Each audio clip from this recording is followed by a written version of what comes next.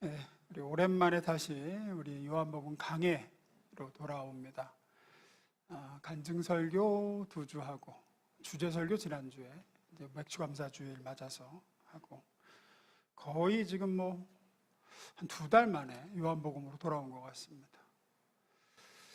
늘 말씀드리지만 강해 설교가 말씀 중심으로 가는 설교가 딱딱하게 느껴질 수도 있고 어렵게 느껴질 수도 있지만 여러분이 성장하고 강건하게 심령이 영성이 자라려면 강해 설교가 사실은 대단히 중요하고 더 필요합니다. 이게 주제 설교나 이런 거는 들을 때는 좀 쉽게 들을 수 있고 삶의 실제적인 문제에 답을 주는 것 같지만 실제 어떤 영적 뼈대를 튼튼하게 하는 건 결국은 교리와 강해예요. 말씀이에요. 제가 이런 말씀을 드리는 이유는 1부 때 이 설교를 듣고 많이 졸았기 때문에 졸지 말라고, 진짜 중요한 내용이니까 잘 들으라고 드리는 말씀입니다. 오늘 본문이 요한복음 15장에 나오는 이 나는 참 포도나무다 너희는 가지다 라고 하는 이 비유는 워낙 신앙생활 좀 해본 분들이라면 유명하고 다 한 번 이상은 들으셨을 거라고 생각합니다. 저도 꼽아보니까 이 본문으로만 우리 교회에서 6번 설교했더라고요. 많이 했어요. 오늘 또 이 본문 가지고 이제 말씀을 좀 나누려고 합니다. 2가지 접근을 좀 해보려고 그래요. 하나씩 보겠습니다. 첫 번째 읽어봅니다. 시작.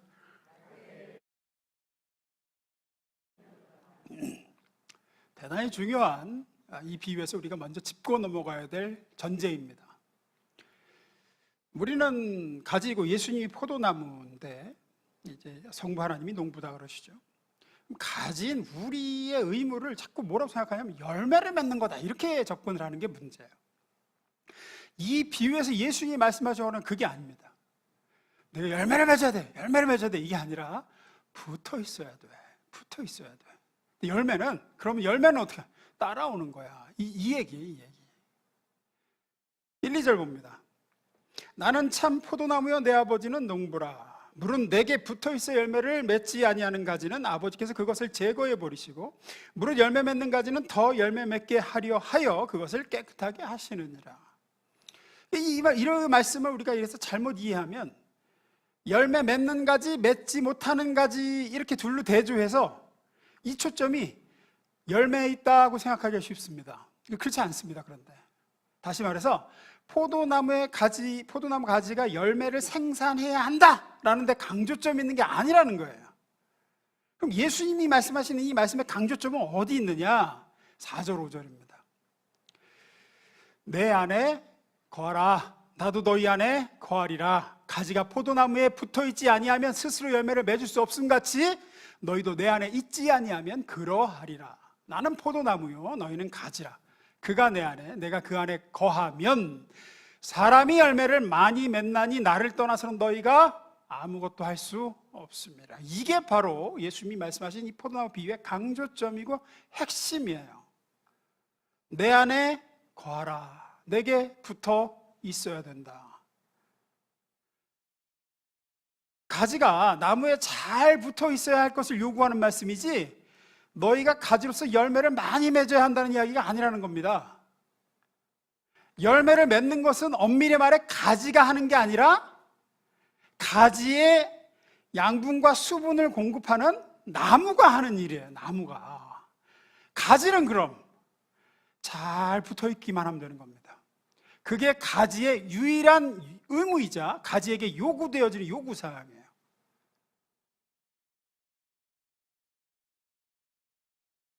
이 주님의 비유의 핵심이 너는 열매를 맺고 있는 가지냐 뭘 맺고 있는 가지냐가 아니라 너는 나무인 나에게 제대로 잘 붙어 있는 가지냐 떨어져 나간 가지냐 라는 거라는 거죠. 이것은 정말로 중요합니다. 이 핵심적인 이해가 우리 신앙생활에 있어서 대단히 중요한 차이점을 가져와요.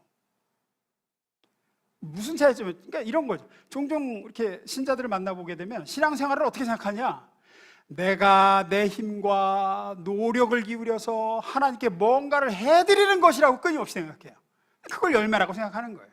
내가 맺어야 된다고 생각해요. 내가 가진 내가 스스로 열심히 뭔가를 해서 주를 위해 이루어드리는 거, 이게 신앙생활이라고 생각해요. 대단히 잘못된 접근입니다. 15장 8절에 보면 또 이렇게 말씀하시죠. 읽어봅니다. 시작.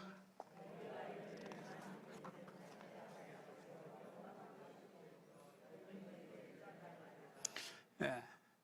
너희가 열매를 많이 맺으면 내 아버지께서 영광을 받으실 거고요, 너희가 내 제자가 된다. 그래서 이 구절만 보면 열매가 이제 모든 것의 필요 충분 조건처럼 느껴져요. 가진 우리가 열매를 맺어야 성부 하나님이 영광도 받으시고, 우리 자신도 열매를 맺어야 성자 예수님의 제자가 될 수 있구나. 핵심은 열매구나. 그러나 앞서 말씀드렸지만 열매가 어떻게 맺혀요? 가지가 나무에 붙어 있어 맺힌다 그러죠. 4절 5절 다시 보면 내 안에 거하라 나도 너희 안에 거하리라. 가지가 포도나무에 붙어 있지 아니하면 스스로 열매를 맺을 수 없음 같이 너희도 내 안에 있지 아니하면 열매 못 맺는다. 나는 포도나무요 너희는 가지라. 그가 내 안에 내가 그 안에 거하면 사람이 열매를 많이 맺나니 너희가 나를 떠나서는 아무것도 할 수 없습니다. 열매는 맞습니다. 열매를 많이 맺으면 하나님이 영광을 받으시고 너희가 내 제자가 되리라. 맞는데 열매는 어떻게 열리느냐? 유일한 방법은 가지가 나무에 잘 붙어 있어서 맺는 겁니다. 영양분을 잘 공급받을 때에 자연히 맺혀지는 것이지 절대 가지 스스로의 노력이나 발버둥으로 맺혀지는 게 아닙니다. 따라서 가진 우리가 열매를 많이 맺음으로 하나님께서 영광을 받으시고 우리가 예수님의 제자가 된다는 것은 내가 노력을 열심히 하고 발버둥 쳐서 어떤 예수님의 성품적인 열매, 거룩해져요. 내가 거룩해져서 열심히 해서 거룩해져, 경건해져요. 내가 온유해져야지. 내가 친절한 사람이 될 거야. 내가 정직해질 거야. 누구 힘으로? 내 힘으로 그렇게 할 거야. 내 힘으로. 능력에 있어서도 또 내가 전도의 열매를 맺어야 돼. 헌신해야지. 내가 영적 마귀를 제압하고 말이야. 영적 승리의 열매를 맺겠다. 이걸 다 내가 하겠다. 내가 노력하고 내가 힘쓰고 말이야. 내 마음으로 애써서 그렇게 해서 뭔가를 이뤘다 칩시다. 바리새인들도 겉보기에는 그 보이는 경건과 거룩의 모습이 있었거든요. 그렇게 해서 열매를 맺었다 쳐보자고요. 그러면 그걸 보고 하나님께서 네가 이렇게 네 스스로 애써서 네 힘으로 열매를 많이 맺었으니 그로 인해 내가 영광을 받는다, 이런 게 아니라는 겁니다. 여기서 말씀하시는 너희가 열매를 맺으면 내가 영광을 받는다는 건 이런 걸 얘기하는 거예요. 나는 예수의 성품을 닮아갈 만한 인간이 본디 아니에요. 나는 이런 능력이, 이런 어떤 사역의 열매를, 또 주님께 향한 사랑의 헌신을 하고 싶었던 사람도 아니고 할 마음도 요만큼도 없던 사람이었는데, 내가 포도나무 대신 예수님과 시간을 자꾸 보내고 그분을 알아가고 살면서 그분을 자꾸 의지하고 예수를 가까이 하면서 살다 보니까 전과는 달라진단 말이에요. 내가 예수님이 싫어하시는 죄를 나도 자꾸 싫어지게 되고, 내가 된다는 표현을 하죠. 지금 내가 하는 게 아니라 그렇게 돼요. 그냥 예수의 성품을 내가 조금씩 닮아가게 되고. 나 원래 이런 사람이 아니었는데, 교회에서 뭐 헌신하라 그러면 하고 싶은 마음이 요만큼도 없었는데 예수님이 내 안에, 예수를 위해서 내가 뭔가 해드리고 싶은 마음이 내 속에서부터 이제 일어나는 거예요. 영성이 없던 자인데 내가 영성이 생기고 주님과 함께하는 시간이 좋아지고 말이야. 이런 열매가 삶에 자꾸 나타난단 말이야. 이때 주변에서 누가 칭송을 합니다. 아유, 어떻게 이렇게 믿음이 좋은지, 어떻게 이렇게 경건하냐고. 그러면 이 사람이 뭐라 그럴까요? 내가 이렇게 되냐고, 얼마나 애를 썼는지 알아? 내가 얼마나 노력을 했는지 알아? 이렇게 나가나요? 아니, 나는 한 게 없는데, 내가 예수님과 함께 지내고 그저 예수와 함께 걷고 수시로 그분 바라보고 의지하고 찾고 그렇게 살았을 뿐인데 이렇게 돼 간다고. 이거 내가 한 게 아니라고. 요렇게 말하는 고백을 통해서 하나님이 영광을 받으시는 거예요. 그렇게 영광을 받으시는 거예요. 이런 고백이 예수의 제자된 자의 고백인 거죠. 내가 노력하고 내가 힘써 내가 마음을 먹어서 그렇게 해서 알량한 열매라도 하나 모양새라도 나온다 싶으면 그 영광은 자연히 내게로 옵니다. 내가 이렇게 하느라고 얼마나 애썼는지 알아? 그렇게 신앙생활 해갖고는 나 쫓아오려면 멀었어. 이렇게 가는 거죠. 이렇게. 이거는 절대 하나님께 영광이 가지 않습니다. 여기는 하나님의 영광이 드러날 자리가 없습니다. 그러기에 성경에서 말하는 참다운 신앙생활이라는 뭐냐? 내가 뭘 하자는 싸움이 아니라 나를 그렇게 하도록 만드시는 예수께 붙어있자는 싸움이에요. 내가 그리스도 안에 연합돼서 참 포도나무 되신 그분께 제대로 붙어있고 그분 안에 거하기만 하면 이런 변화와 열매는 자연히 내가 딱히 애쓰지 않아도 맺혀지게 되어 있고 그렇게 맺은 열매만 하나님께 영광이 됩니다. 따라서 우리가 애쓸 것은 단 하나, 그리스도 안에 머물러 있는 거죠. 우리의 가장 중요한 신앙 목표는 뭐냐? 포도나무 대신 그리스도께 붙어 있는 겁니다. 풀어서 얘기하자면 예수와 함께 살고 예수와 함께 매일 걸음이 주님과 함께 걷습니다. 내가 혼자 두지 마시고 주님과 이 험한 세상길 같이 걷기 원합니다. 모든 상황 속에서 그분을 바라보고 의지하고 그분을 배워가고 점점 가까워지는 삶을 사는 것, 그게 우리 크리스찬들에게 있어서 일생에 걸쳐 싸워야 할 싸움이자 가장 중요한 훈련인 줄로 믿습니다. 그게 핵심이에요. 열매를 맺자 이게 아니에요. 예수께 붙어있자 이거예요. 이거. 두 번째 읽어봅니다. 시작.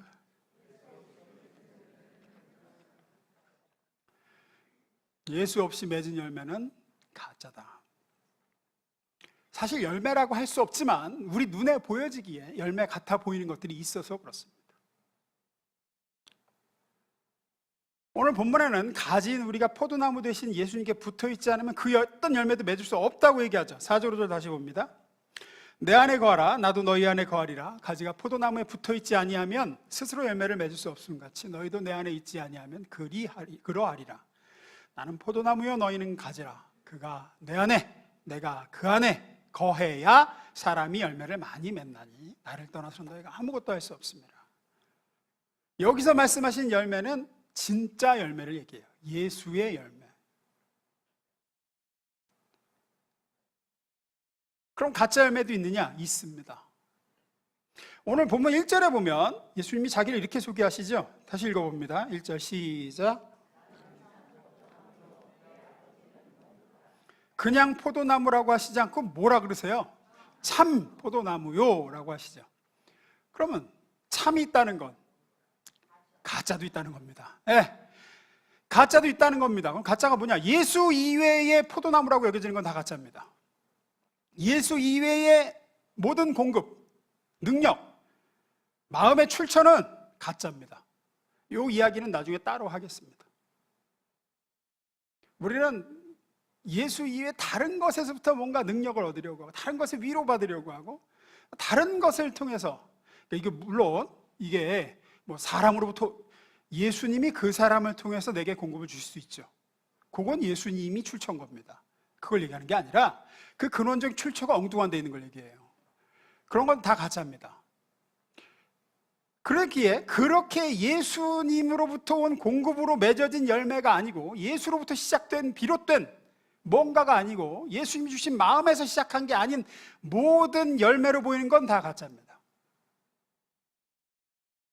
이거를 좀 이해하기 위해 마태복음 말씀으로 좀 가보겠습니다. 마태복음 7장으로 갑니다.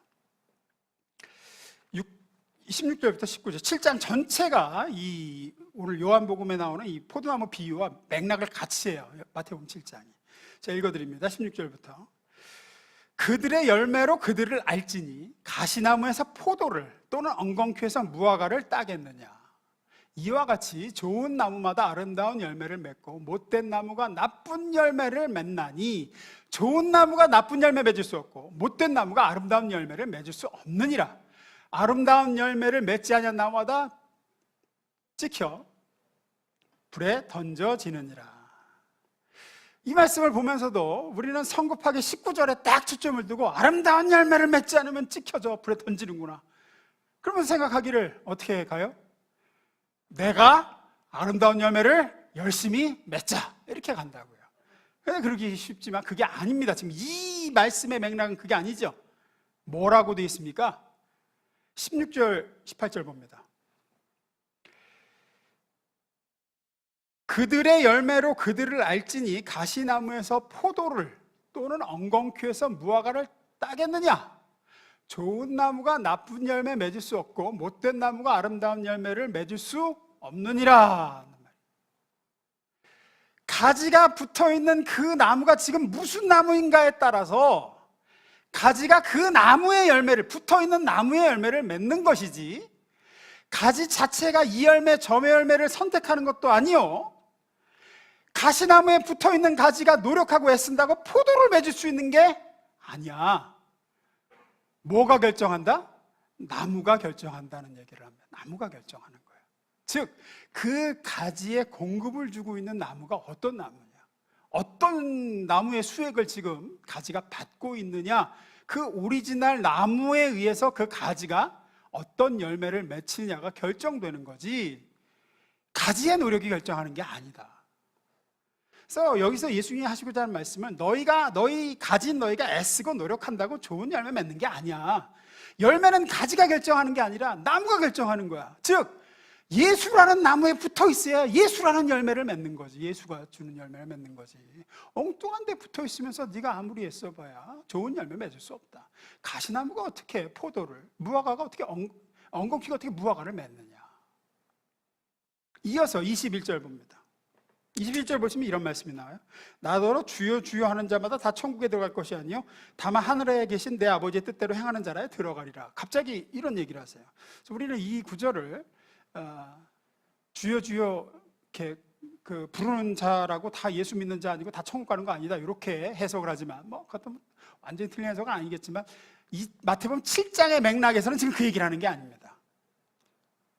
무슨 얘기냐? 다음 절 봅니다. 22절 읽습니다. 시작.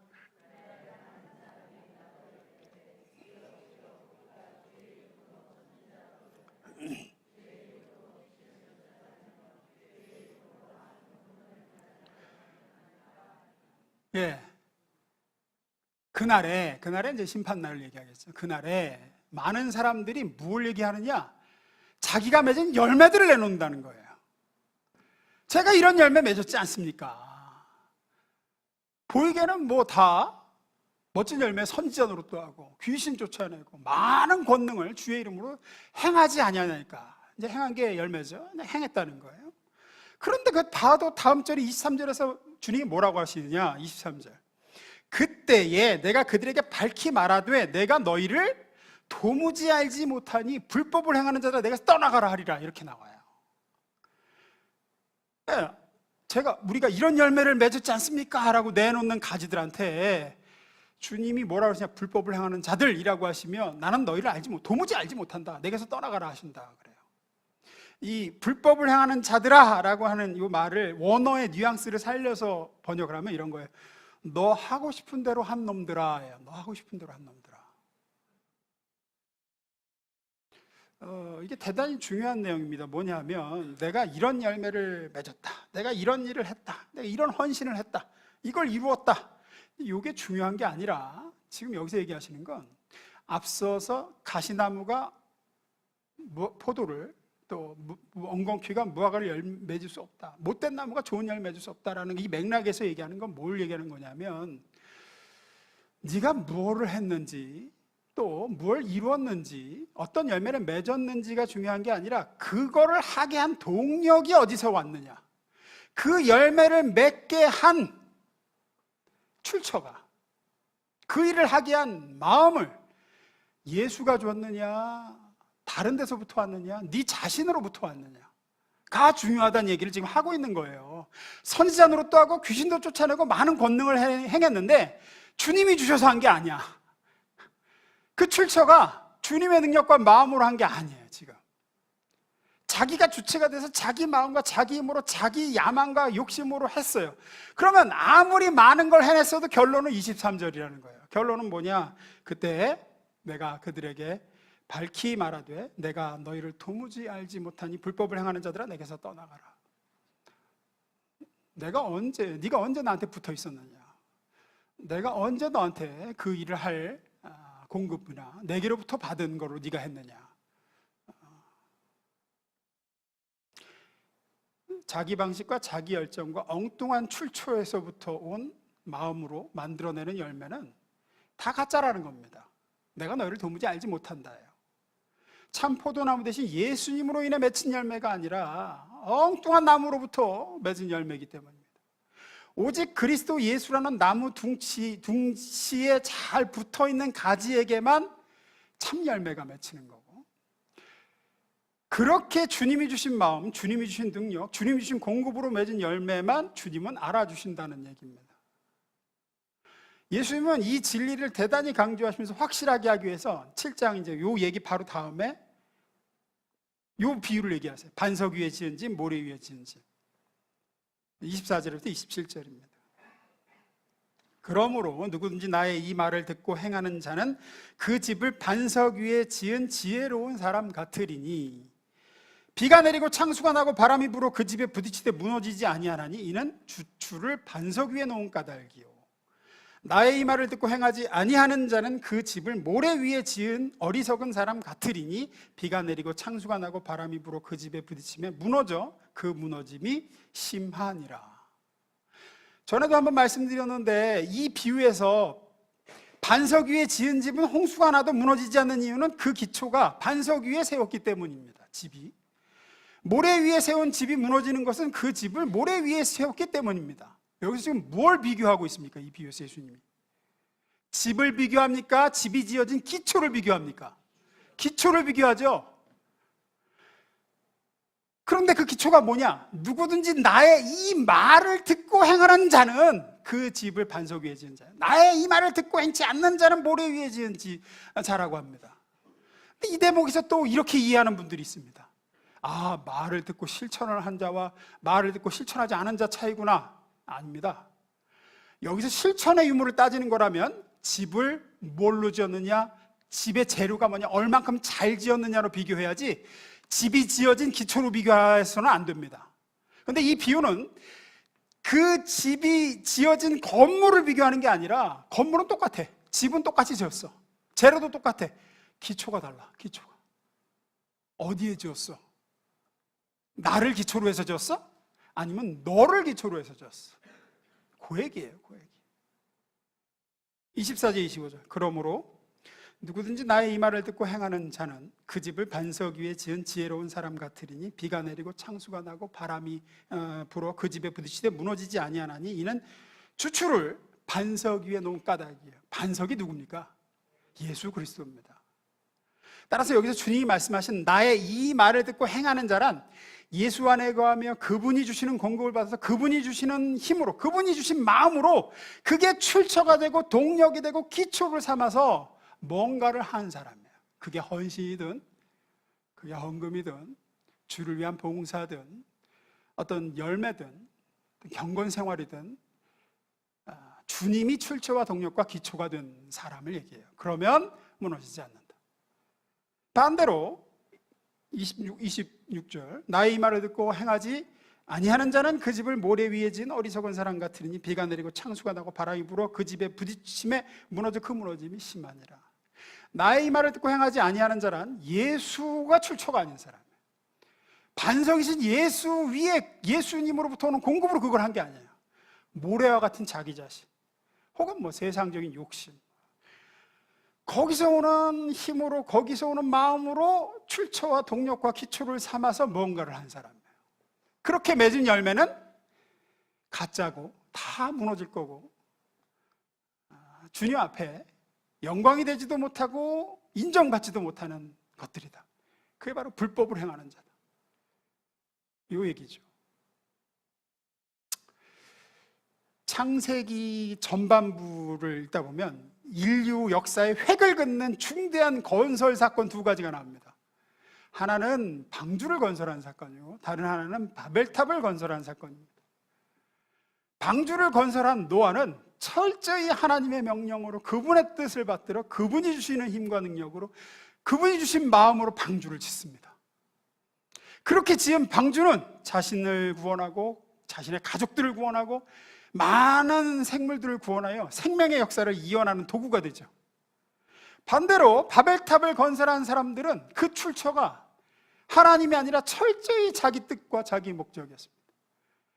우리가 이름을 내자, 흩어짐을 면하자, 저 보좌까지 올리자, 그렇게 자기들의 노력과 자기의 힘과 자기들의 마음으로 열심히 짓고 쌓고 건설했습니다.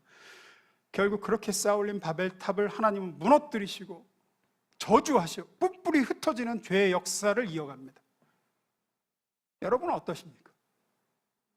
여러분이 지금 뭔가를 하고 있다고 할 때, 노력을 하는데 그 출처가 주님이 맞습니까?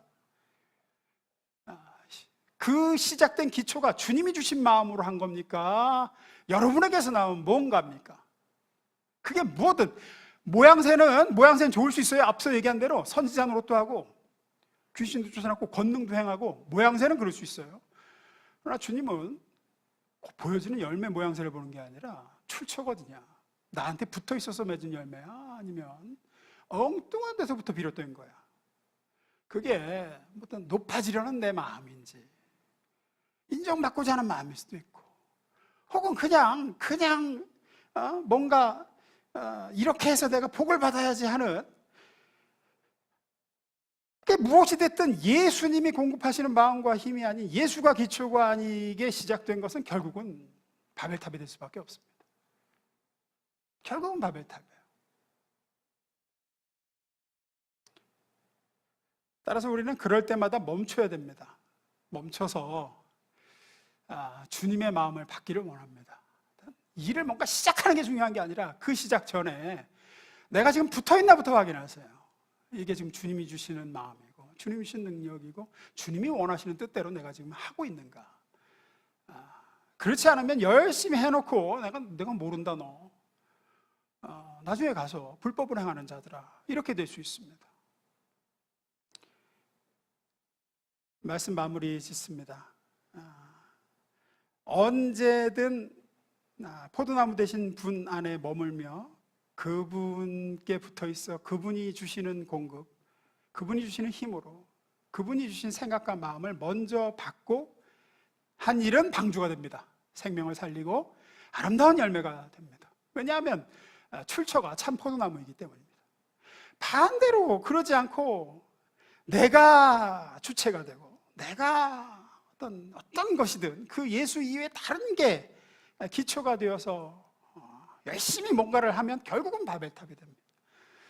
제 경험상 항상 그렇습니다. 성경의 인물들을 봐도 그렇습니다. 아브라함이건 야곱이건 모세건 다윗이건 전부 그들의 일생을 보십시오. 시작과 근원이가 동력이자 이게 주님이 출처가 되고 근원이 돼서 그들의 인생에서 뭔가를 시작하고 열심을 내고 세운 것은 결국은 그 열매가 아름답고 생명을 살며 하나님의 복이 자기 자신과 주변으로 흘러갑니다. 반면에 그 출처가 세상이든 사람이든 자기 자신이건 주님 이외로부터 온 마음이나 동기나 힘이나 부축이나 이런 걸로 뭘 하면 항상 그 열매는 악하고 추하고 죄되고 파괴하고. 모세도 보세요. 보면 여호와께서 모세에게 말씀하여 이르시되로 시작하여 모세가 여호와의 말씀대로 행하여로 마치는 일들은 전부 다 아름다운 열매를 맺습니다. 전부 다 주님의 칭찬과 생명을 살리고 세우고 하나님의 역사를 이루어가죠. 보세요. 그러나 모세가 진노하여 그 지팡이 휘둘러 버리고 이러면 다윗도 그래요. 다윗도 여호와께 여쭈어 아뢰대로 시작한 일들은 전부 복되고 아름다워요. 출처가 주님이야. 하지만 밧세바의 남편 우리아를 죽일 때 그걸 보세요. 그 사건 시작부터 끝까지 하나님 여호와라는 단어가 한 번도 등장을 안 해요. 전부 다윗이 보내어 이르되, 다윗이 명하여 이르되, 이렇게 가요. 그렇게 맺은 열매의 끝을 우리는 알고 있습니다. 사랑하는 여러분, 붙어있는 가지로 사십시오. 그게 우리가 해야 될 가장 중요한 일입니다. 그리고 무슨 열매를 맺는 게 중요한 게 아니라 그 열매 출처가 어딘지 보십시오. 열심을 내고 뭐를 하도 그 시작점이 어딘지를 중요합니다. 주님이 주신 마음인가? 주님의 뜻대로인가 이게 지금. 그래서 여러분의 일생의 방주짓는 인생 되기를 주님으로 축원합니다. 네, 기도하겠습니다.